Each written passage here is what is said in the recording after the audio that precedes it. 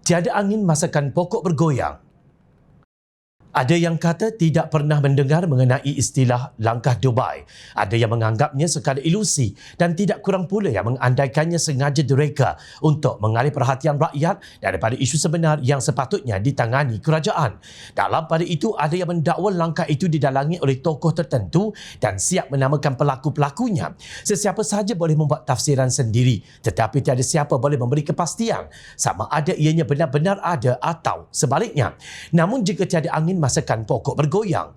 Pun begitu, ia tetap menjadi perbualan menarik menjelang akhir tahun 2023 dengan jari dituding kepada pihak-pihak yang berlawanan sebagai membayangkan langkah Dubai sememangnya ada atau seperti diistilahkan oleh Ahli Majlis Kerja Tertinggi MKT UMNO, Datuk Seri Ahmad Maslan, hanyalah fata morgana semata-mata. Menurutnya, perkara itu adalah mustahil kerana tanpa sokongan 30 ahli Parlimen UMNO sekalipun, kerajaan hari ini masih kekal. Langkah Dubai ini hanya fata morgana atau khayalan.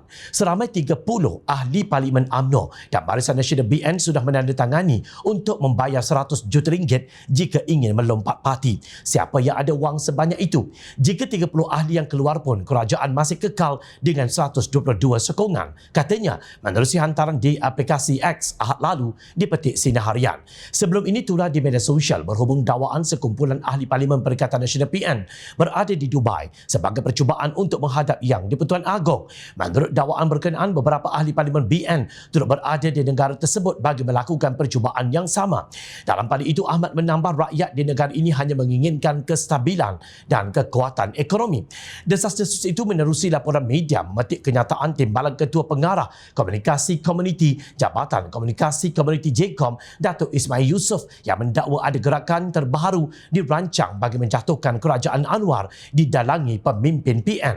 Ismail mendakwa memperoleh maklumat daripada pelbagai sumber, turut mendakwa ada pembabitan tokoh politik veteran berpengaruh berpangkat tun yang bersekongkol dengan pembangkang, termasuk dikatakan menggunakan sumber asing untuk menggulingkan pentadbiran Anwar, menyifatkan langkah itu sebagai satu pengkhianatan dan satu konspirasi politik berniat jahat yang berpotensi mengancam kedaulatan dan keselamatan negara. Ismail menggesa Perdana Menteri bertindak tegas agar individu yang dikatakan terbabit disiasat.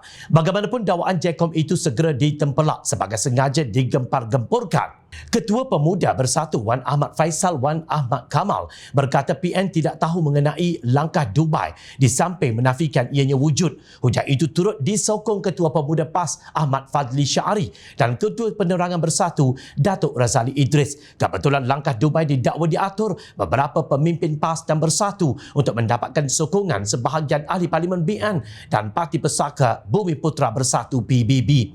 Naib Presiden Kanan PBB Datuk Seri Fadilah Yusof dalam pada itu turut menolak khabar angin berkenaan dan mengulangi bahawa keutamaan GPS ialah mempunyai kerajaan stabil dan kukuh dengan mengulangi sokongan kepada kerajaan perpaduan pimpinan Anwar. Menegaskan GPS tiada masa melayan drama politik, Timbalan Perdana Menteri menolak mesej tular yang mendakwa jawatan Perdana Menteri turut ditawarkan kepada PBB selain autonomi lebih besar dan 20% royalti hasil minyak kepada Sarawak. Saya tidak tahu mengenai langkah Dubai. Kami mahu fokus semua usaha atas pemulihan ekonomi dan kesejahteraan rakyat, katanya, dipetik Borneo Post. Pengarah Komunikasi UMNO Datuk Lokman Nur Adam bagaimanapun mendakwa bahawa langkah Dubai memang wujud, tetapi 100% pasti rancangan itu akan gagal. Mereka hanya boleh menggunakan sokongan ahli parlimen untuk menukar Perdana Menteri. Kalaupun mereka dapat membeli ahli parlimen kerajaan sehingga mendapat jumlah minimum 112 yang diperlukan, mereka masih tidak dapat menubuhkan kerajaan kerana perlu mendapat perkenan Yang di-Pertuan Agong, katanya. Apakah maknanya semua ini? Ia boleh diumpamakan sebagai ungkapan tolong sedar diri kepada gabungan pembangkang yang bercita-cita untuk mengambil alih kerajaan. Baik langkah London sebelumnya, langkah Dubai atau langkah tebuk atap seterusnya, tiada satu pun yang akan berjaya kerana pembangkang hanya bermimpi di siang hari. Langkah Dubai ternyata sudah gagal dan sepatutnya menjadi pengajaran kepada sebarang rancangan untuk menukar kerajaan sebelum PRU16 yang dijangka pada tahun 2027. Berhentilah menyalak bukit. Noktah.